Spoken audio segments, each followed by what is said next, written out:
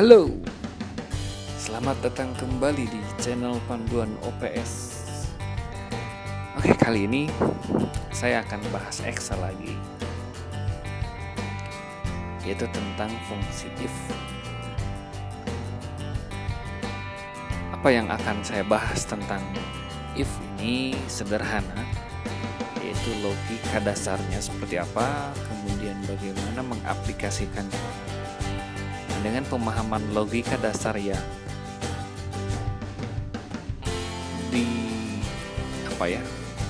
betul-betul difahami dengan baik, nanti akan mampu mengaplikasikan dalam berbagai konteks. Tidak hanya dalam satu konteks, tetapi banyak sekali macamnya. Karena itu saya menganggap penting membahas fungsi if dari sisi pemahaman dasarnya seperti apa. Oke, kita close dulu VLC-nya. Kita masuk ke Excel. Apa saja yang harus kita lakukan? Mari kita kaji. Misalkan jika ada soal seperti ini. Jika 1 maka apel, kemudian jika selain 1 maka jeruk. Soal ini adalah mencerminkan fungsi if yang paling sederhana. Jadi fungsi if itu adalah berfungsi untuk memilih salah satu atau mengkonfirmasi sebuah data mana yang benar begitu. Kurang lebih begitu dasarnya. Misalkan seperti ini. Jika 1, if itu logika jika itu ya. Jika 1 maka apel. Jika selain 1 maka jeruk misalkan. Itu contohnya seperti itu. Lalu bagaimana logika tersebut dimasukkan dalam sebuah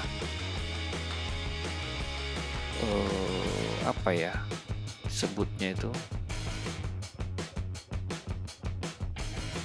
logika tersebut ditulis di lapangan.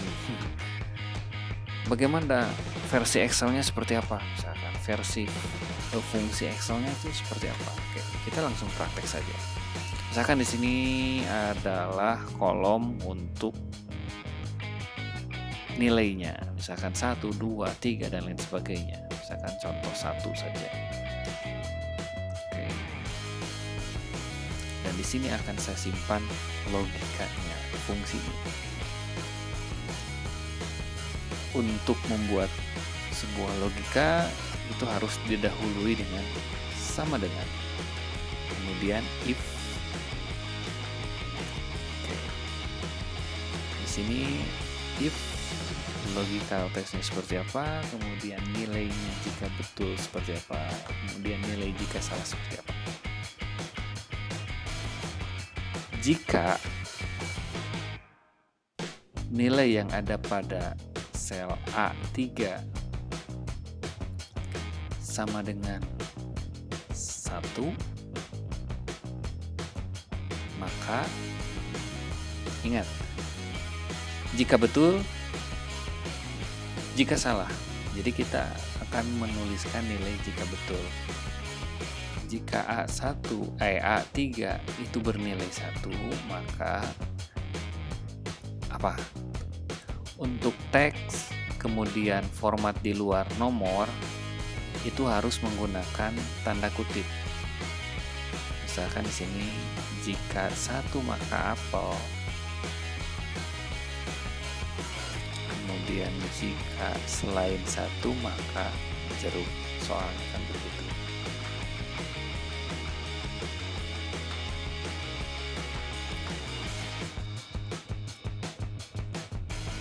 Oke, berhasil.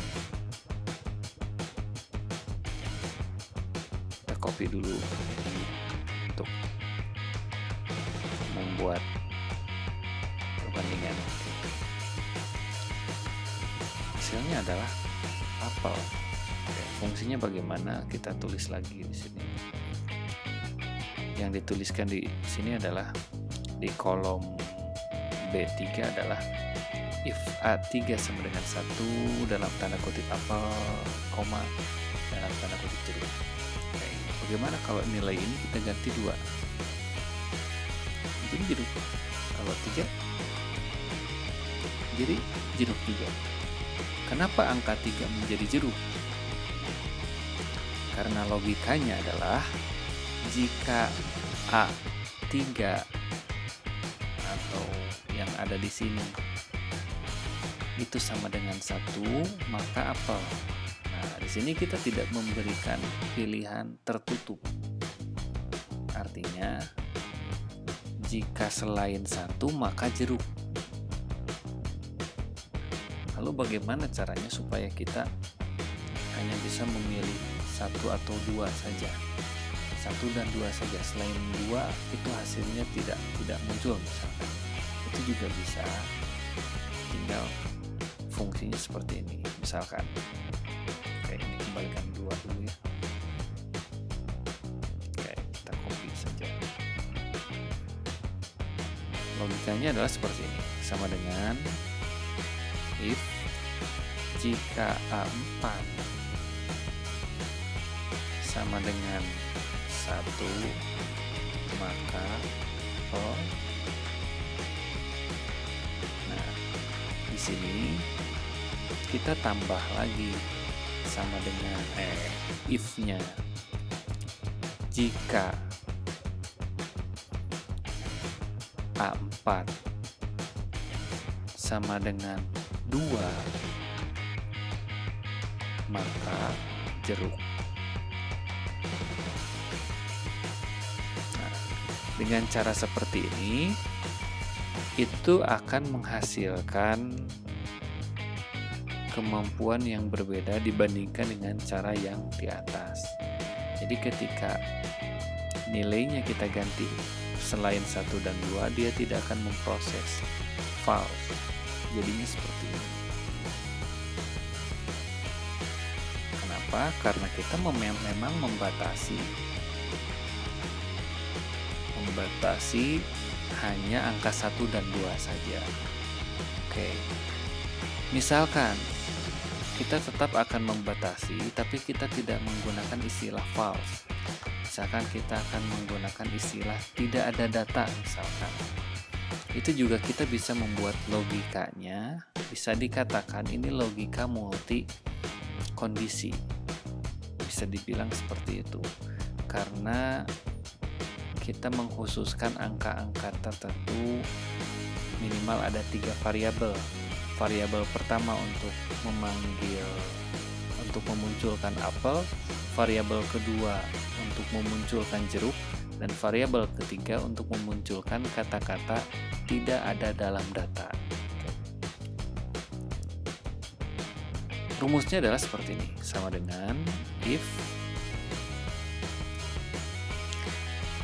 jika A5 sama dengan 1, maka apel. Kemudian jika A5 sama dengan 2, maka jeruk. Dan jika selain 1 dan 2, maka tidak ada dalam data. Oke. Isinya seperti apa? Oke, kita copy saja dulu ya.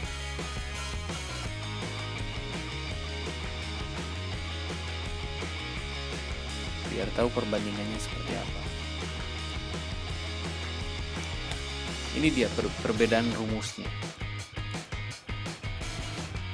Nah, setelah dibedakan seperti ini, hasilnya akan begini. Yang kedua, rumus kedua, false. Jadi selain angka 1 dan 2, karena tidak dibatasi, maka karena kita sudah dibatasi hanya 1 dan 2, maka ketika kita menuliskan angka di luar 1 atau 2, itu akan muncul false. Nah, untuk opsi ketiga, false-nya itu kita ganti, dengan tidak ada data. Fungsinya rumusnya seperti ini, muncul seperti ini. Kita coba uji coba, ketika angka 3 apa yang muncul? Tidak ada dalam data. Jadi begitu. Kalau misalkan 4 tidak ada dalam data. Kalau misalkan 1, maka hasilnya adalah apel. Ini juga sama, apel. Kalau 2, ya jeruk. Kalau 3, ini tetap jeruk karena kita tidak membatasi. Logika cara membacanya begini. Untuk fungsi yang pertama, untuk rumus yang pertama yang kita gunakan, yang kita jadikan contoh, membacanya adalah begini. Jika A3 sama dengan 1, nilainya 1, maka jika nilai yang ada di dalam kolom A3 itu adalah 1, maka isinya adalah apel. Selain 1, maka jeruk. Nah, bahasanya itu selain 1, maka jeruk. Nah, berbeda dengan yang kedua. Cara membacanya adalah jika A4 sama dengan 1, jika nilai yang ada di dalam kolom A4 itu sama dengan 1, maka hasilnya adalah apel. Tetapi jika nilai yang ada di dalam A4 itu adalah 2, maka jeruk. Nah, ini hanya 1 dan 2 saja yang kita masukkan. Selain 1 dan 2, nilainya adalah false. Sistem yang mengisi. Oke. Berbeda dengan yang rumus ketiga, ini variasi ketiga. Kalau ini cara bacanya adalah jika A5 sama dengan 1, jadi jika konten yang ada di dalam kolom A5 itu adalah 1, maka isinya apel. Kemudian jika A5 sama dengan 2, jika konten yang ada di dalam kolom A5 sama dengan 2, maka itu adalah jeruk. Nah, jika selain 1 dan 2, maka isinya adalah tidak ada dalam data. Karena itu ketika kita menuliskan angka di luar atau angka selain 1 dan 2 untuk rumus ketiga ini, maka hasilnya adalah tidak ada data, tidak ada dalam data. Begitulah kurang lebih fungsi dasar, logika dasar dari fungsi if. Dengan 3 model ini saja kita sudah bisa membuat puluhan, ratusan, bahkan mungkin ribuan variasi data yang tentunya akan disesuaikan dengan kebutuhan. Apakah opsinya harus menggunakan 1, 2, atau tidak, itu disesuaikan dengan data. Ketika dibutuhkan yang 1, ya gunakan yang 1. Ketika yang 2, ya kita gunakan yang 2. Ketika harus menggunakan yang 3, maka kita harus menggunakan yang 3. Intinya, ini adalah hanya variasi. Dan variasi ini atau pilihan ini, opsi ini, itu digunakan sesuai dengan kebutuhan data. Kita tidak bisa bertolak pada hanya satu variasi saja. Terima kasih atas perhatiannya, semoga kawan-kawan bisa mencerna. Kami akan sangat senang sekali jika kawan-kawan memberikan jempol ke atas untuk video ini, kemudian kawan-kawan mensubscribe channel Panduan OPS jika belum, kemudian share video-video yang ada di dalam channel Panduan OPS melalui sosial media kawan-kawan. Sekali lagi saya ucapkan terima kasih banyak, sampai jumpa di video mendatang.